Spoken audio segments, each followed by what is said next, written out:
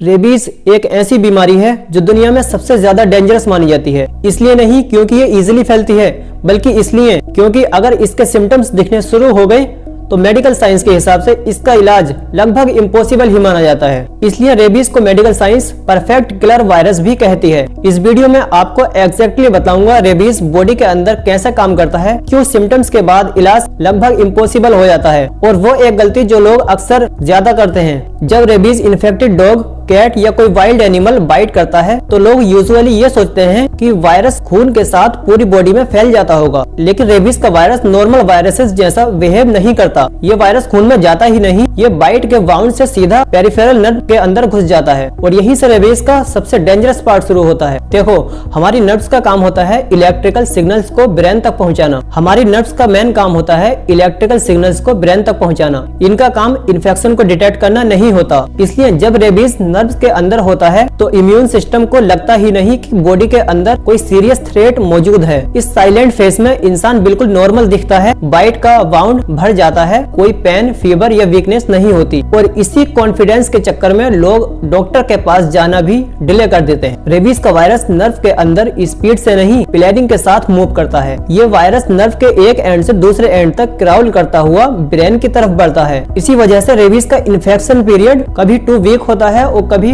2 month और कभी कभी 1 साल से ज्यादा भी होता है। जितना लंबा डिस्टेंस वायरस का ट्रेवल करना होता है उतना ज्यादा ही टाइम लगता है। इसलिए पैर पर बाइट कंपल्सरी स्लो होता है, हाथ पर बाइट मीडियम रिस्क होता है, फेस, नेक या हेड के पास बाइट मैक्सिमम डेंजर होता है। जैसे ही रेबीज वायरस ब्रेन के अंदर एंटर करता है, वायरस ब्रेन सेल्स के अंदर मल्टीप्लाई करना शुरू कर देता है। इस स्टेज पर ब्रेन की नॉर्मल फंक्शनिंग डिस्टर्ब हो जाती है, और इस स्टेज पर पेशेंट के अंदर कुछ ये कॉमन सिम्टम्स दिख सकते हैं, जैसे कि extreme anxiety, confusion, hallucination, abnormal aggregation. सबसे शॉकिंग सिम्टम्स होता है हाइड्रोफोबिया, पानी पीने से डर लगना। पानी देखते ही बॉडी ऑटोमेटिकली रिएक्ट करती है, गले की मसल्स इनवॉलेंटरी कॉन्ट्रैक्ट हो जाते हैं और पानी पीना पेनफुल हो जाता है। इसका मतलब ये नहीं कि पानी जहर है, इसका मतलब यह होता है कि ब्रेन का कंट्रोल सिस्टम फेल हो चुका है। इस स्टेज पर रेबीज सिर्फ ब्रेन को ही नहीं, ब्रेन के सबसे इंपॉर्टेंट कंट्रोल सेंटर्स को अटैक करता है। ये वही सेंटर्स होते हैं जो ब्रीदिंग, हार्ट रेट और